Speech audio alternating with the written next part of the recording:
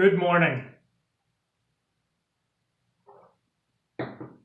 Yesterday I talked about Solomon seal, which is a flower that is potentially toxic, but also parts of it are edible. And I wanted to talk about another toxic plant today that people eat a lot of, and how you can make this toxic plant not so toxic. So the plant I'm going to talk about today is the lupin. It is best known for its beautiful flowers. They grow on a sort of a tall cone, multi-flowered stalk that is sometimes purple, sometimes yellow, sometimes white. It's sometimes red too. An absolutely beautiful flower. And the seeds in the plants actually contain a toxin that is known as lupinine. I think I'm pronouncing that properly. And it's a very dangerous toxin. It can cause convulsions.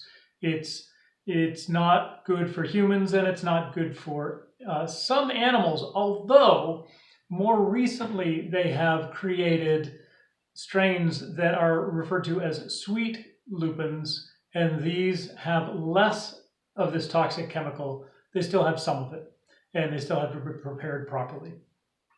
So I first got interested in lupins a few years back when I was looking for edible plants that I could grow and that were potentially perennials, because for somebody who tries to grow perennial foods in New England, it's a constant challenge to find plants that will come back year after year and produce food.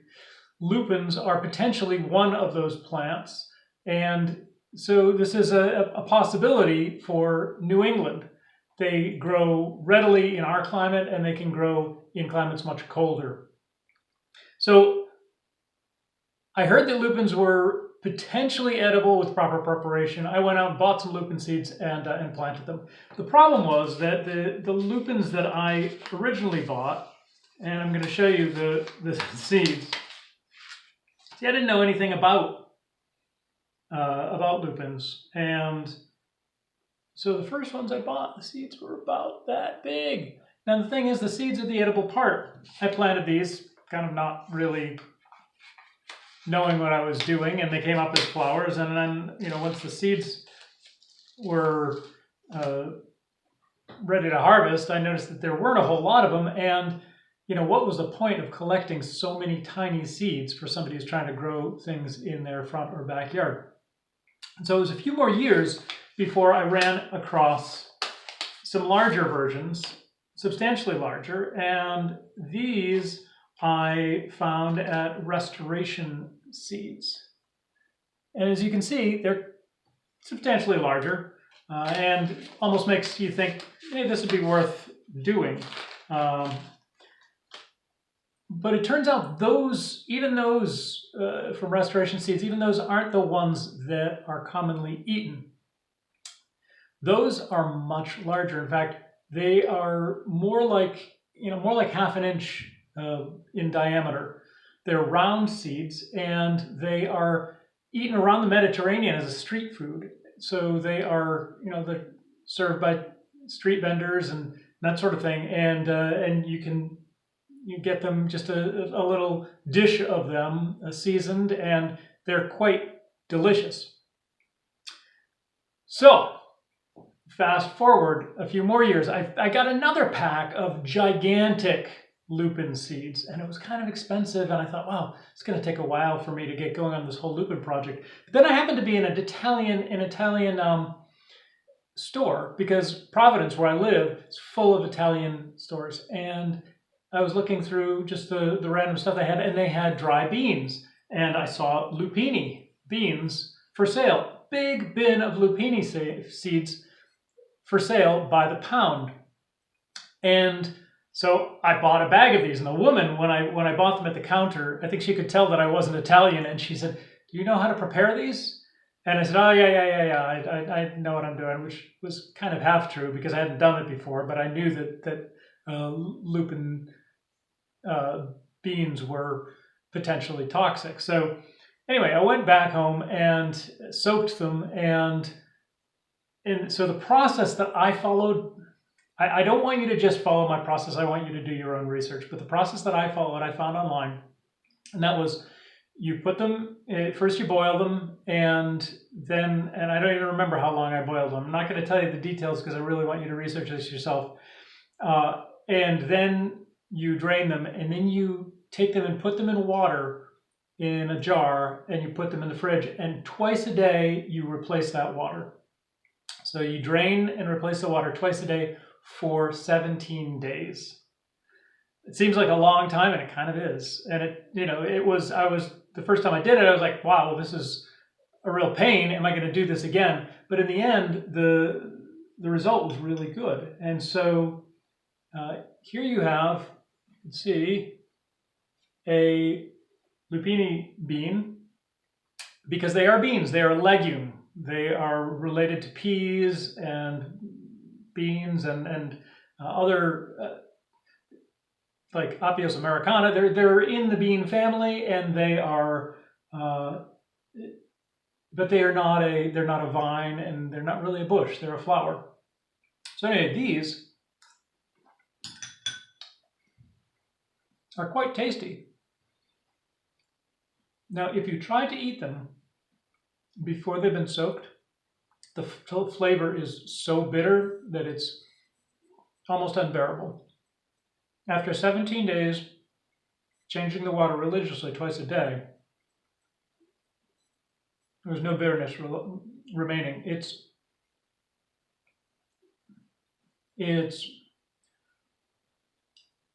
kind of like I don't know, it's difficult to describe. It definitely is like a bean, but it's not grainy at all. It's very good. Anyway, so you have to try them, and you can probably find them if you have an Italian grocery store nearby, or if you want to order them online and taste them and see what you think. Once you've decided what you think, you can actually buy these seeds. And now what you're looking for is sweet lupin seeds, because those have less of the toxic alkaloids, so it's easier to soak these and get the alkaloids out. I don't know if you were to try and do that with some of those tiny little seeds that I showed you at first, whether or not you could even soak out all the alkaloids, whether it would be a good idea or not. But with the edible types, the sweet lupini, you still need to process them carefully. You still need to soak out the alkaloids. And once you've done that, then you can mix them with maybe a little olive oil and other flavorings like seasonings and stuff, and it makes a really nice appetizer. So how do you apply this in your food forest? Well, this sort of falls into the category of something that I like to call stealth edibles.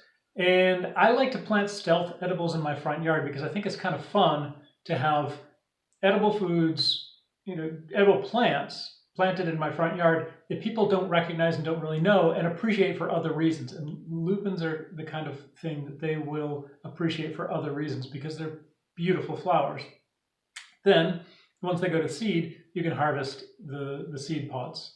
So they fall into that category. A number of other plants that I put out there fall into that category too. Hostas are great stealth edibles, and honeyberries, which is a flowering honeysuckle, is also a really nice stealth edible. But I will go into, I've already talked about hostas in previous episodes, and I will go into honeyberries in a future episode. So for right now, we're on the lupins, and so these are they're not particularly shade tolerant. They like sun. They don't need full sun all day long, but they do like sun and will probably produce better if they're in the sun. The process of planting them is sometimes people will scar the seeds before they plant them, and it's better to, from what I understand, plant them at a time when they will get some cold stratification outside, or you can cold stratify them in your refrigerator by putting them into the fridge for a couple of months perhaps. It might be that you could do it for a few weeks. I usually put things in the fridge for a couple of months just to make sure that they are ready to go. And if you want to, you could try putting some into something damp like a vermiculite or just very, very slightly damp, or peat moss, and see how they do in that. You might find that they start to sprout a little bit over the winter, at which point you might want to pop them up and then transplant them in the spring.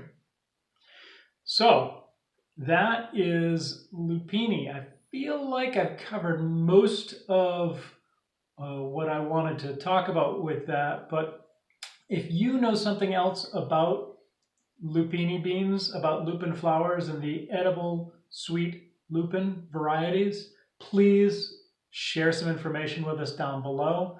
I would love it if you give me a thumbs up. I would really extra love it if you would subscribe to this channel. And I would love it if you took a look at our website, which is foodforestgardenclub.org. And if you joined up and communicated and contacted us, and we would love to share information, share seeds, and talk about the stuff that we love to plant. So thank you so much for joining me this morning. I hope you had a little bit of a learning experience here, and be careful with lupins, but if you're adventurous, maybe think about giving it a try. All right, thank you very much.